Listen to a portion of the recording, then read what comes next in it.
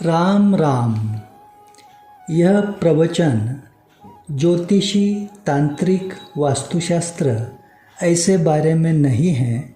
यह ध्यान में रखते हुए सुनिए। आप किसी भी देवी देवता की पूजा भक्ति करते हैं या नहीं करते हैं, यह बात जरा बाजू में रखिए। आप भगवान को मानते हैं या नहीं मानते हैं, यह भी छोड़िए। आपका जन्म हुआ है, यह बात तो मानेंगे, जानते हैं। आपके जन्म से पूर्व आप कहाँ थे? आसान सा जवाब है, आप अपनी माँ की कोख में, उसके गर्भ में थे। वहाँ पर आपको बड़ी ही घुटन और गर्मी सहनी पड़ रही थी। कब और कैसे मेरी सांस खुली होगी और कब मैं खुली हवा का एहसास कर पाऊँ, इस बड़ी बेचैनी में आपके दिन बीत रहे थे। और ऐसे में एक दिन आपकी वह इच्छा पूर्ण हो पाई। आपका एक दिन जन्म हुआ, आपने इस धरती पर सही सलामत प्रवेश किया और आपकी आत्मा को सुकून मिला। इसमें आपके माता पिता केवल एक माध्यम ठहरे, लेकिन एक ऐसी अद्भुत शक्ति ने आपके ऊपर कृपा बनाई थी, जिसकी एहसानों तले ही ये जिंदगी आपको मिली है। उस शक्ति का नाम है आपके कुलदेवता। मतलब आपके कुलदेवता के कृपा से ही आपका जन्म दिवस यानी आपको अपना बर्थडे निश्चित मालूम हो सका है। और आगे चलकर वही दिन आपके जीवन में आनंद उत्सव के रूप में मनाया जाना आरंभ हो चुका है। यही आपके जीवन का सबसे बड़ा सच है। लेकिन कुलदेवता के कृपा से ही जैसे जैसे आगे आपकी समझ और बुद्धि बढ़ती गई, आप अलग अलग देवी देवता चुनने लगे, खोजने लगे, कई जगह से अलग अलग सुनने लगे, अलग अलग देखकर वैसा ही करने लगे। एक बात तो अभी भी आपके समझ में नहीं आ रही है कि और कितना सुनते रहेंगे और देखते रहेंगे आप।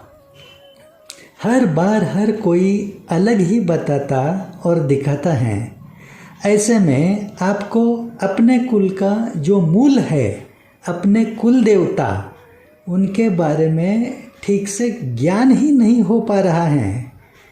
जो कुल देवता आपके जीवन का हर एक दिन, आपके जीवन का हर एक दिन आपको सारी खुशियाँ और आनंद देने के लिए, आपका हर दिन खास हैप्पी स्पेशल डे बनाने के लिए ही आपके कुल में मौजूद हैं, उनकी तरफ आप पूरी तरह से ध्यान ही नहीं दे रहे हैं और परेशानी पर परेशानी से तंग भरी जिंदगी सहते जा रहे हैं।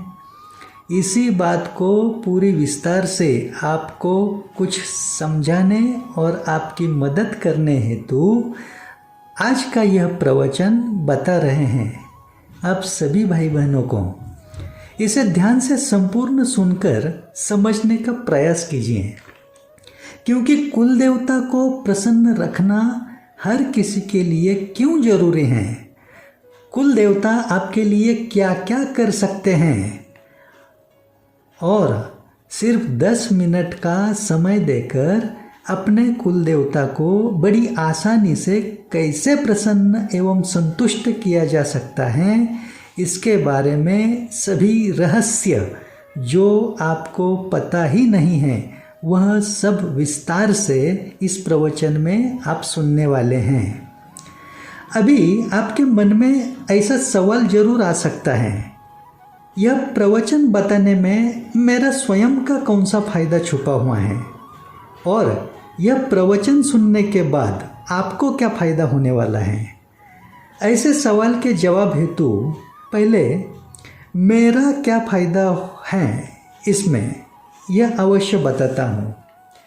इस प्रवचन के माध्यम से खुद के लिए प्रतिष्ठा, प्रसिद्धि, कीर्ति पाना या स्वयं का नाम बनाना, खुद मशहूर होना, खुद के लिए पैसा कमाना, किसी से खुद के चरण स्पर्श करवा के लेना या किसी का गुरु बनने की कोशिश करना, इस तरह का हेतु बिल्कुल भी नहीं है। खुद एक अच्छा शिष्य बन पाना ही इतना कठिन कर्म होते हुए किसी का गुरु बनने की सोच को मैं अपने मन को छूने भी नहीं देता। वह काबिलियत, पात्रता मेरे गुरुदेव के पास थी। भले ही अभी वह मोक्ष प्राप्त अवस्था में लीन हो चुके हैं, लेकिन उनके पीछे भी मैं उनका एक अच्छा शिष्य बना रहूं, उनकी गद्दी का सम्मान करते हुए कुछ तो लोक कल्याण का सत्कर्म करते हुए चलता रहूं, जिससे गुरुदेव को खुशी मिलती रहे। मुझसे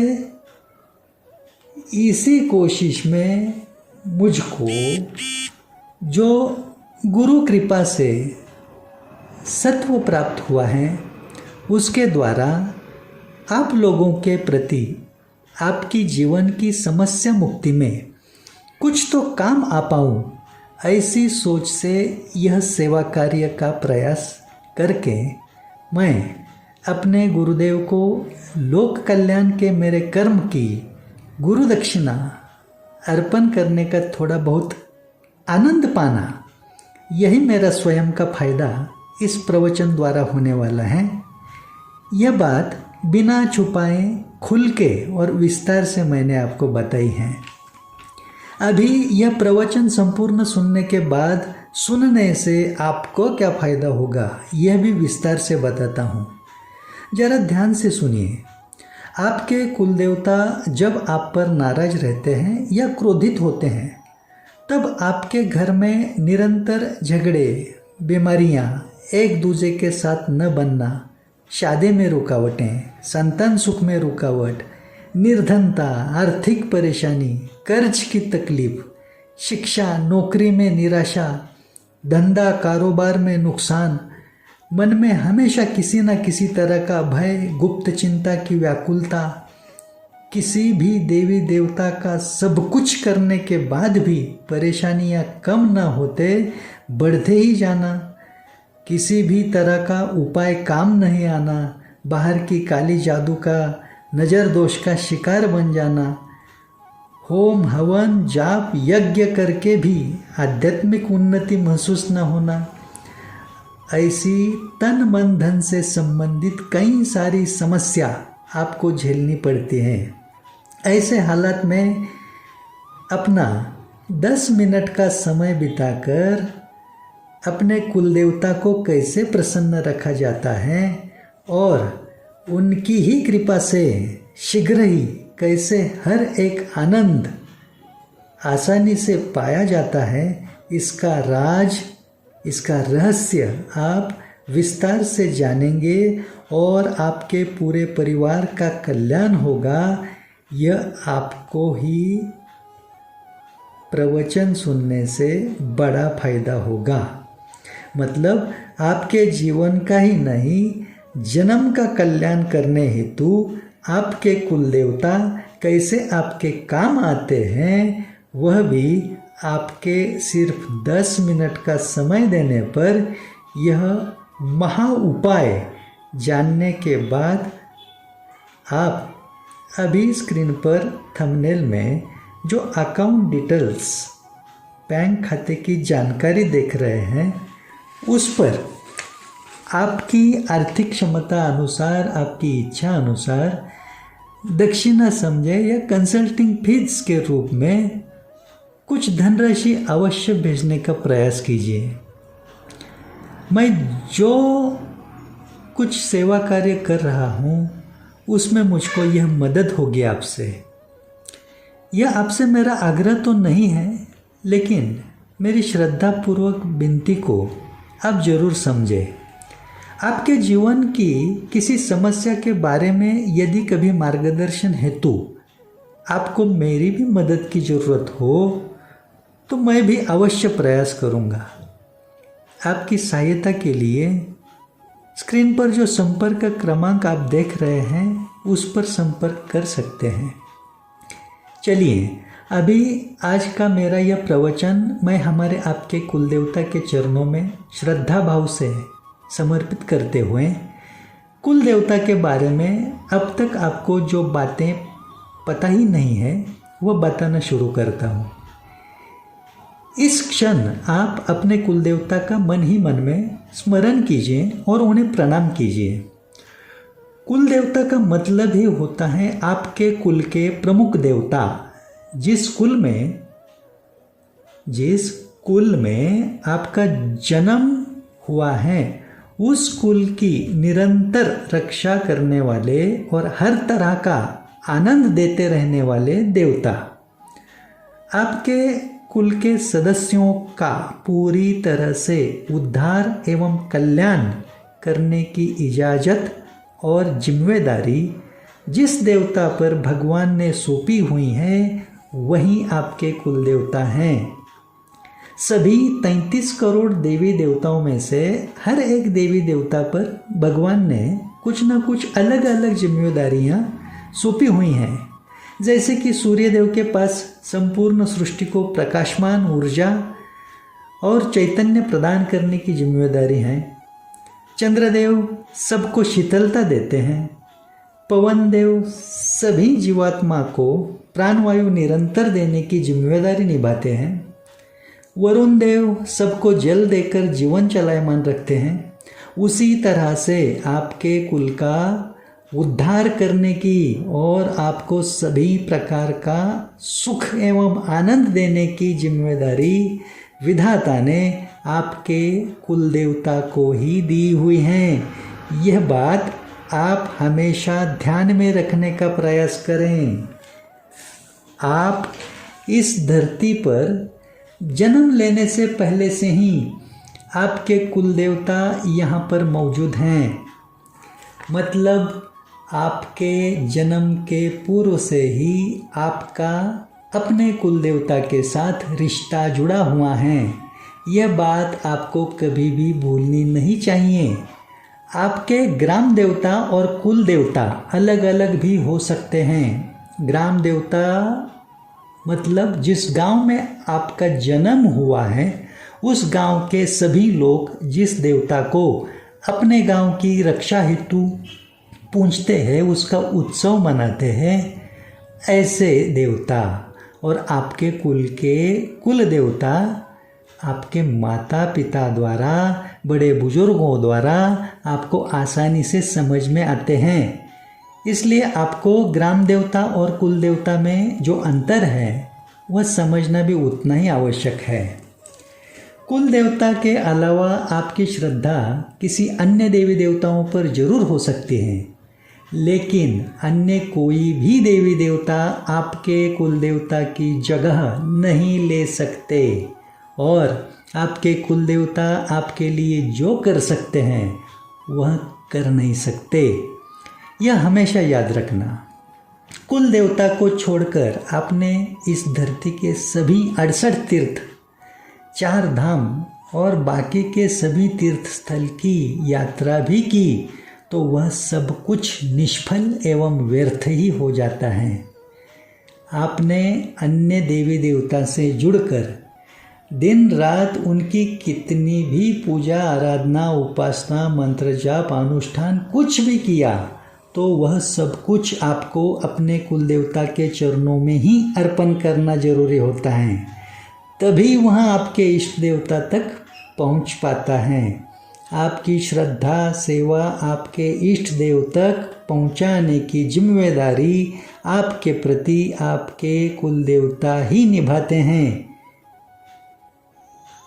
यह काम आप स्वयं प्रत्यक्ष नहीं कर सकते एवं ऐसा करने पर आप आपकी भक्ति में जितना आगे चलते रहेंगे उतनी ही आपको परेशानी और मुसीबतों में बढ़ोतरी का अनुभव होने लगता है।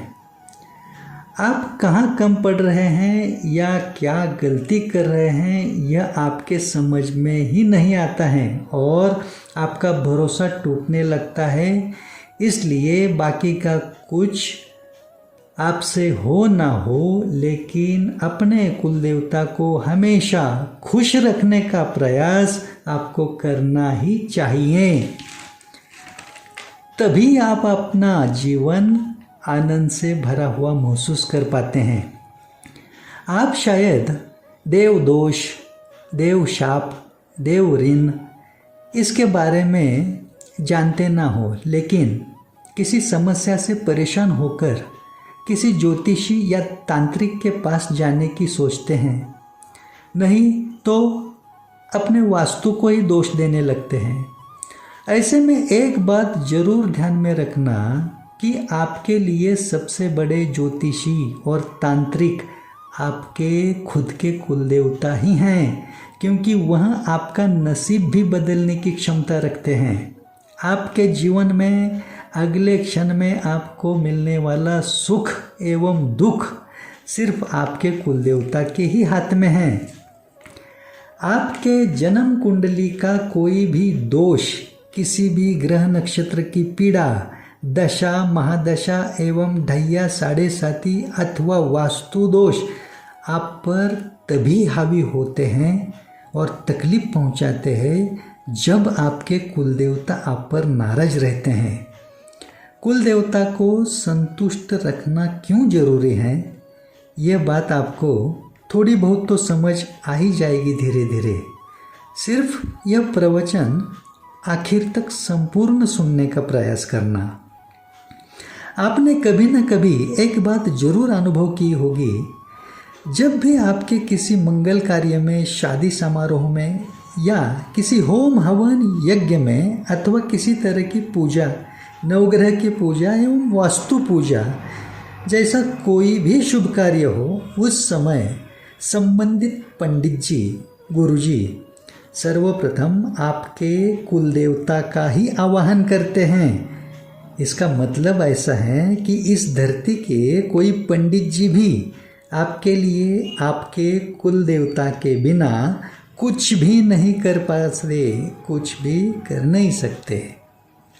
इतनी बड़ी महत्ता और ज़रूरत कुल देवता की होते हुए भी कुछ लोगों को तो खुद के कुल देवता ही मालूम नहीं है। इस बात से मन बड़ा दुखद होता है। अपने घर के, दुकान के एवं कार्यालय के पूजा घर में कुछ लोग कई सारे देवी देवताओं का संग्रह बनाए रखते हैं। ठीक है, हर किसी की श्रद्धा पर निर्भर होता है। चाहे कुछ भी आपको आश्रय सिर्फ एक ही स्थान का जरूरी है। ध्यान से सुनना, चाहे कुछ भी हो, आप चाहे कुछ भी करो, आपको आश्रय सिर्फ एक ही स्थान का जरूरी है और वो कायम रखना है, और वो स्थान है आपके कुलदेवता के चरण। वर्तमान के कलयुग में सच्चा भक्त बनना कठिन कर्म है। आपकी दिनचर्या में व्यस्तता की वजह से भक्ति करने, पूजा आराधना करने भले ही समय ना मिलता हो, सिर्फ अपने मन से निरंतर अपने कुलदेवता के चरणों में आश्रित बने रहना और पूरे दिन में सिर्फ 10 मिनट का समय निकालकर एक काम करना, इसके बारे में मैं आगे जिक्र करके बताने वाला हूँ। जो कुल देवता आपके सांसों के असली मालिक हैं, स्वामी हैं, उनकी महिमा जितनी बताऊं उतनी कम ही है। फिर भी इस प्रवचन के माध्यम से आपको जितना हो सके उतना कम से कम समय में मैं समझाने का प्रयास कर रहा हूँ। त्रेता युग में जब रावण ने सीता माता को कपट नीति से लेकर जाने का कुकर्म किया था, तब सीता माता की खोज करने का प्रयास करते समय श्री हनुमान जी को उनके मार्ग में समुद्र की, सागर की रुकावट सामने आई थी। सुग्रीव महाराज ने उन्हें सुझाव दिया था कि उड्डान विद्या का इस्तेमाल करें और सागर को लांघकर आगे बढ़ें, लेकिन कई बार कोशिश करने के बाद भी बजरंगबली को हवा में उड्डान करना ही मुमकिन नहीं हो पा रहा था और वह बड़े ही चिंताग्रस्त हुए थे। उस वक्त जाम्बुवंत महाराज जी ने श्री हनुमान जी को उनके कुल देवता का स्मरण करने के लिए याद दिलवाया था और वही बात हनुमान जी भूल गए थे। जैसे ही अपने कुल देवता का मतलब वरुण देव का हनुमान जी ने स्मरण किया, तुरंत ही उन्हें हवा में उड्डान करके समुंदर को लांघ कर जाने में सफलता मिली थी। इससे यह बात आपके समझ में आई होगी कि श्री हनुमान जैसे रामदूत चिरंजीवी देवता भी अपने कुल देवता के बिना सफलता हासिल नहीं कर पाते, तो हम और आप जैसे आम जीवात्मा कैसे सफल हो सकते हैं। अभी आप पूछेंगे, दादा यदि कुलदेवता ही सर्वश्रेष्ठ एवं महत्वपूर्ण हैं, तो अन्य देवी देवता का हम जो कुछ भी करते हैं वह सब व्यर्थ ही चला जाता है क्या? इसके जवाब हेतु एक ही बात को ध्यान में रखना है कि आप श्रद्धा भक्ति से बाकी जो कुछ भी करते हैं और यदि मन से अपने कुल देवता को समर्पित करते हैं तो वह व्यर्थ नहीं जाएगा।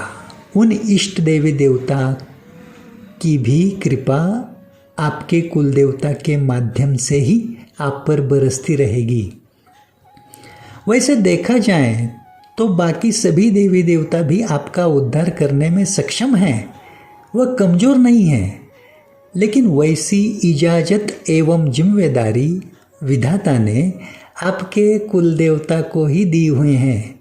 इस बात को कभी भूलना नहीं है। अभी बड़े ही गंभीर रहस्य की तरफ मुड़ते हैं थोड़ा, जो आपके कुलदेवी के बारे में है। मैंने पिछले कई सालों से एक बात अनुभव की है। मुझसे मिलने आने वाले भाई बहनों में से 90% लोग तकरीबन बड़े आत्मविश्वास के साथ बोलते हैं कि दादा हम हमारे कुलदेवता का सब कुछ करते हैं। हर साल उनके स्थान पर यात्रा उत्सव मनाने, दर्शन करने एवं उन्हें भोग चढ़ाने भी जाते हैं, लेकिन फिर भी समस्या परेशानी बढ़ती ही जा रही है जीवन में। तब समझ में आता है कि ये ज़्यादातर लोग अपनी कुल देवी को अज्ञानतावश नज़रअंदाज करते हुए जी रहे हैं। कुल देवता अपने पिता हैं तो कुल देवी अपनी माता है। माता और पिता दोनों की शरण लेने से ही परिपूर्णता आती है। एक बात को अपने दिल और दिमाग में कायम चिपका कर रखना, अपने जीवन में हर तरह के आनंद की पूर्णता कुल देवी के हाथ में ही है। हर किसी का भाग्योदय कुल देवी के हाथ में ही है। कुल देवी अपनी माता हैं, अपनी शक्ति हैं, और शक्ति के बिना तो स्वयं शिव भी अधूरे हैं। शिव में ई की मात्रा ही शक्ति है। इसे हटाए ना तो शिव भी शव है। शव का मतलब होता है प्रेत। इससे ध्यान में आता है कि शक्ति के बिना पूर्णता ही नहीं है। यह संपूर्ण जगत संसार सृष्टि चक्र शक्ति द्वारा ही निरंतर चलायमान रहता है, क्योंकि सृष्टि उत्पत्ति के आरंभ में केवल आदि शक्ति ही प्रकट हुई थी और हमारी आपकी हर किसी की कुल देवी आदि शक्ति का ही अंश स्वरूप है। कुल देवी यदि नाराज हो तो इंसान के लिए सारे रास्ते बंद हो जाते हैं चारों ओर से। एक कदम आगे बढ़ने की कोशिश करें तो वह 10 कदम पीछे ही जाने लगता है। हालात इतने बिगड़ जाते हैं कि इंसान के मन में खुदकुशी की सोच निर्माण होती है। और सबसे बड़ी बात तो यह है कि यदि किसी की कुलदेवी पिछले कई पीढ़ियों से नाराज ही चलती आ रही हैं, तो वह इंसान भगवान से दूर ही रहता है। वह भगवान को ना मानने वाला बनता है। वह अंधविश्वास, अंधश्रद्धा का शिकार बनता है, लेकिन श्रद्धा भाव उसके मन को छूता भी नहीं है। जन्म दिवस, शादी समारोह, शादी की सालगिरह एवं अन्य किसी भी तरह के आनंद उत्सव में पास में का धन फिजूल में खर्च करेगा। धन कम गिरे तो कर्ज ऋण लेकर आनंद उत्सव मनाने की कोशिश करेगा, लेकिन दान धर्म के पुण्य कर्म करते समय बहुत सोचेगा। दैवी कृपा पाने से वह हमेशा चूकता रहेगा और धीरे धीरे परेशानियों में घिरा रहेगा। आप सिर्फ इतना ही ध्यान में रखिए कि आज आपके पास खूब सारा धन, संपदा, प्रतिष्ठा, मान, रुतबा, सम्मान है, लेकिन वह सब कुछ कितने समय काल रखना है, यह सिर्फ और सिर्फ आपकी कुलदेवी के हाथ में ही होता है। वैसे ही आपकी हर तरह की इच्छा पूर्ति की पूर्णता भी कुलदेवी के हाथ में ही है। अभी सबसे महत्वपूर्ण बात सुनिए। जिनके ऊपर कुलदेवता और कुलदेवी दोनों भी नाराज, क्रोधित रहते हैं, उनका खुद के हक का मकान मतलब घर नहीं बन पाता। उनको किराए के घर में जीवन बिताना पड़ता है। यदि पिछले जन्म के पुण्य फल द्वारा उन्हें बड़ा और आलीशान मकान भी नसीब हुआ, तो वह किसी न किसी वजह से ज़्यादातर घर से दूर ही रहेंगे। घर में उन्हें मन शांति नहीं महसूस होगी। नींद आने हेतु भी नींद आने की दवा गोली का सहारा उन्हें लेना पड़ता है। किसी न किसी बुरी आदत, बुरी लत के वह शिकार बन जाते हैं। और हंसी की बात तो यह है कि अभी इस प्रवचन के माध्यम से कल्याण हेतु मैं जो कुछ भी समझाने की कोशिश कर रहा हूँ, वह बात ही उनकी समझ में नहीं आएगी। उनके दिमाग में तुरंत आएगा या ऐसा कुछ नहीं होता। उन्हें अपने कुलदेवता कुलदेवी के बारे में यकीन ही नहीं आएगा। लेकिन इस कलयुग के जीवन का सबसे बड़ा सच यह है कि जिनके ऊपर कुलदेवता और कुलदेवी दोनों भी बड़े खुश एवं प्रसन्न रहते हैं, वह लोग अपनी कल्पना से ज़्यादा हर तरह के आनंद में झूमते हुए जीवन की मिठास अनुभव करते हैं, और वो भी निरंतर। और उन्हें देखने वाले सोचते रहते हैं कि ये लोग तो भगवान का कुछ करते भी नहीं हैं, फिर भी इनके पास सब कुछ खुशहाली भरा ही नज़र आता है। यह इतना सारा आपकी समझ में भी नहीं आया तो चलेगा। सिर्फ इतना समझ के चलिए कि आपके कुलदेवता कुलदेवी ही चमत्कार के स्वामी हैं। इसलिए आपको जैसा आपका मोबाइल सबसे ज़रूरी चीज़ है ना, उससे भी कई गुना ज़्यादा आपके लिए कुलदेवता और कुलदेवी ही हैं। यह इस जीवन का अंतिम सत्य है और यह आपको सदैव स्मरण में रखना ही होगा। और अपने कुलदेवता कुलदेवी को केवल पूरे साल में उनके यात्रा उत्सव के दिन ही नहीं, बल्कि हर रोज प्रसन्न एवं संतुष्ट करने का प्रयास करना ही पड़ेगा। आपकी इसी ज़रूरत को पूरा करने हेतु मैं गुरु कृपा से जो सेवा कार्य निरंतर चालू रखने की कोशिश में हूँ, उसमें आप भी अवश्य मेरा साथ दीजिए। इस प्रवचन का वीडियो ज़्यादा से ज़्यादा लोगों में शेयर करते रहिए, यह विनती है आपसे। जब तक आप पर आपके कुलदेवता कुलदेवी की कृपा बनी रहेगी, तब तक आपको किसी भी तरह की बाहर की तंत्र बाधा, काली जादू, भूत प्रेत छू भी नहीं सकते। परेशानी तो बहुत दूर की बात हो गई।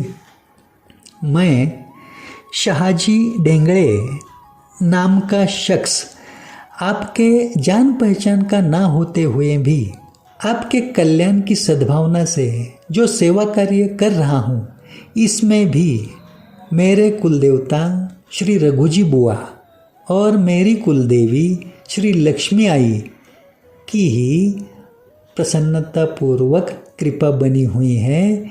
यह मेरा खुद का अनुभव है, क्योंकि मुझको गुरु कृपा से, गुरु ज्ञान द्वारा जो सबसे बड़े राज की रहस्यपूर्ण बात पता चली, वह यह है कि कुल देवता को आसानी से वश में रखने हेतु एवं सदैव प्रसन्न रखने हेतु राम नाम ही एकमात्र उपाय है। इसका कारण यह है, इस सृष्टि की उत्पत्ति के आरंभ पूर्व जब आदि शक्ति प्रकट हुई, तब उसके ललाट पर यानी उसके माथे पर राम नाम लिखा हुआ सबसे पहले आदि गणेश जी ने पढ़ा था। वह आदि शक्ति जिसके अंश से ही हमारी आपकी सभी की कुल देवी उत्पन्न हुई हैं, और उसी आदि शक्ति ने ब्रह्मा, विष्णु एवं महेश भगवान को शक्ति देकर परिपूर्ण बनाया। ब्रह्मा जी की शक्ति श्री महासरस्वती, विष्णु भगवान की शक्ति श्री महालक्ष्मी और महेश भगवान यानी महादेव की शक्ति श्री महाकाली। इसका सहजता से मतलब समझ आता है कि हमारे आपके सभी के पुरुष प्रधान कुल देवता ब्रह्मा, विष्णु, महेश के अंश से ही उत्पन्न हुए हैं और राम नाम की शक्ति से ही परिपूर्ण है। इसलिए वह राम नाम से तुरंत ही अपने वश में होते हैं। वैसे ही आदि शक्ति स्वरूपा श्री महासरस्वती, श्री महालक्ष्मी और श्री महाकाली, इन माताओं के अंश से ही हमारी आपकी सभी की कुलदेवी उत्पन्न हुई है। सिर्फ इसमें बड़ी गंभीरता पूर्वक ध्यान में रखने वाली बात एक ही है कि जिस धरती पर अभी हम और आप रहते हैं, उसी धरती पर श्री महासरस्वती, श्री महालक्ष्मी और श्री महाकाली, यह तीनों माता एक साथ सम्मिलित होकर जो महाशक्ति का महासंगम है, वह है महिषासुर मर्दिनी श्री सप्तशृंगी माता। 18 हाथों से परिपूर्ण प्रचंड स्वयंभू शक्ति, जो हम सभी की कुल देवी की जड़ है, मूल है। जिस तरह से किसी पौधे या वृक्ष की जड़ में पानी डालने से हमें फल, फूल, छांव का लाभ मिलता है, ठीक उसी तरह से अपनी कुल देवी की जड़ और मूल में जो श्री सप्तशृंगी देवी हैं, उसके स्मरण से भी अपनी कुल देवी बड़ी आसानी से प्रसन्न हो जाती हैं। इन सभी रहस्यों को ध्यान में लेते हुए हर एक भाई बहन पर उनके कुलदेवता एवं कुल देवी की सदैव निरंतर प्रसन्नता बनी रहे और सबका चारों ओर से कल्याण होता रहे, इस मंगलकारी हेतु से कुछ सालों पहले मेरे हाथों से राम नाम की चालीसा, श्री राम नाम चालीसा लिखी गई। वैसे ही श्री सप्तशृंगी देवी की चालीसा, श्री सप्तशृंगी चालीसा लिखी गई और सबको अपने कुलदेवता कुलदेवी को एकदम सहजता से प्रसन्न एवं संतुष्ट रखने हेतु सबकी मदद में मैंने जो श्री रामनाम चालीसा की रचना करके एवं श्री सप्तशृंगी चालीसा की रचना करके सेवा कार्य का आरंभ किया। इस सत्कर्म के स्वरूप में अपने गुरु चरणों में मेरी गुरु दक्षिणा अर्पण करने का मेरा प्रयास करते हुए अभी मैं आप तक पहुंचा हूं। आप आपके कुलदेवता या कुलदेवी के मुख्य स्थान पर जब भी दर्शन करने जाते हैं ना, तब वहाँ से सीधे आपके घर ही पहुँचने का प्रयास करना। वहाँ से कहीं पर भी घूमने फिरने या रिश्तेदार के यहाँ पर ना जाना, क्योंकि वहाँ की कृपा सीधे आपके घर में पहुँचना जरूरी होता है। यह कुलदेवता कुलदेवी के दर्शन के बारे में सबसे बड़ा राज आपको मैं बता रहा हूँ और आपको अनुभव प्रमाणित उपाय नहीं, महा उपाय उपलब्ध करके दे रहा हूँ कि आप पूरे दिन में केवल अपना 10 मिनट का समय निकालें और श्री रामनाम चालीसा के साथ श्री सप्तशृंगी चालीसा अपने कुलदेवता कुलदेवी के सामने अपने घर में रोज पढ़ें। दोनों चालीसा पढ़ने के लिए मात्र 10 मिनट जाएंगे आपके, लेकिन आपके कुलदेवता कुलदेवी आपके सदैव वश में प्रसन्न रहते हुए सदैव आपके साथ रहेंगे। इसका आप खुद अनुभव करेंगे और इसी के बारे में सारी बातें मैंने सीधे और आसान तरीके से विस्तार से समझाने का पूरा प्रयास भी किया है। आपको श्री रामनाम चालीसा एवं श्री सप्तशृंगी चालीसा यह दोनों पुस्तिका प्रसाद स्वरूप में मुफ्त में आपके घर के पते पर भी प्राप्त हो पाएगी। आप सिर्फ आपको स्क्रीन पर अभी जो संपर्क क्रमांक नज़र आ रहे हैं ना, वहाँ पर संपर्क कीजिए। आप अपने जीवन में कुछ खास दिन जैसे आनंद उत्सव के साथ मनाते हैं ना, उसी तरह श्री रामनाम चालीसा एवं श्री सप्तशृंगी चालीसा अपने कुलदेवता कुलदेवी को रोज सुनाकर कुलदेवता डे आनंद से मनाते रहें। फिर देखना, आप जो चाहते हैं वह होने लगेगा दैवी कृपा से।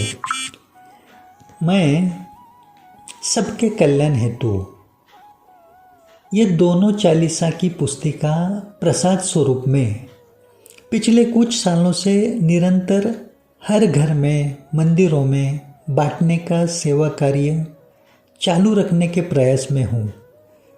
इसके सबूत देखने हेतु आप YouTube पर हमारे चैनल अवश्य देख सकते हैं।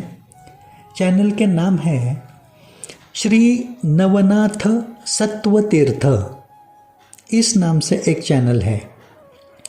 राम नाम महिमा सेवा मंडल इस नाम का दूसरा YouTube चैनल है और राम नाम महिमा सेवा मंडल इसी नाम से फेसबुक पेज और इंस्टाग्राम पर भी आप देख सकते हैं। भक्ति टीवी 9 इस नाम का तीसरा YouTube चैनल है और शाहजी ढेंगड़े चालीसा रचनाकार ये नाम से नया YouTube चैनल है। इस चैनल पर आप दोनों चालीसा के गीत एवं प्रवचन भी सुनने का लाभ ले सकते हैं। आखिर में आप सभी से श्रद्धापूर्वक नमन करते हुए यही विनती करना चाहता हूँ कि यदि आपके लिए अभी इस प्रवचन के माध्यम से मार्गदर्शन द्वारा मेरी आपको थोड़ी बहुत भी कुछ मदद हुई है ऐसा आपको लगता है तो आप यह सारी ज्ञान की बातें अपने बच्चों को भी ज़रूर बताएं। ये ज़रूरी है क्योंकि इससे आपके पीछे आप ना रहते हुए भी आपके बच्चों की ज़िंदगी सुकून भरी बीतने में बड़ी सहायता मिलेगी उन्हें। और आप भी हो सके तो मुझे भी अवश्य कुछ मदद भेजने का प्रयास करें, क्योंकि श्री रामनाम चालीसा और श्री सप्तशृंगी चालीसा यह दोनों पुस्तिका प्रसाद स्वरूप में हमने अब तक ढेर सारे लोगों तक पिछले कुछ सालों में निरंतरता से पहुंचाने का सफलतापूर्वक प्रयास किया है। अभी भी निरंतरता बनी हुई है, लेकिन इस सेवा कार्य में पुस्तिका छपवाने में प्रिंटिंग का खर्च, दूर दूर तक पहुंचाने में डाक सेवा यानी पोस्टल सर्विस एवं कुरियर सर्विस का खर्च, अलग अलग मंदिरों में वहाँ के भक्तगणों में दोनों चालीसा की पुस्तिका प्रसाद रूप से बांटने में यात्रा खर्च, ट्रैवलिंग का, ऐसे कई सारे खर्च हेतु भारी मात्रा में निरंतर धनराशि की हमें आर्थिक सहायता की ज़रूरत पड़ती है। और यह सेवा कार्य कुछ एक दो दिन का नहीं है। 140 करोड़ की लोक संख्या वाले अपने भारत देश में यह सेवा कार्य निरंतर चालू रखा तो भी पूरे जीवन में पूर्ण कर पाना असंभव है। इसलिए प्रयास तो ऐसा ही है कि खुद के पीछे भी यह निरंतर चलता ही रहे। इसके द्वारा अपने हर एक भारतवासियों को परम कल्याण होता रहे।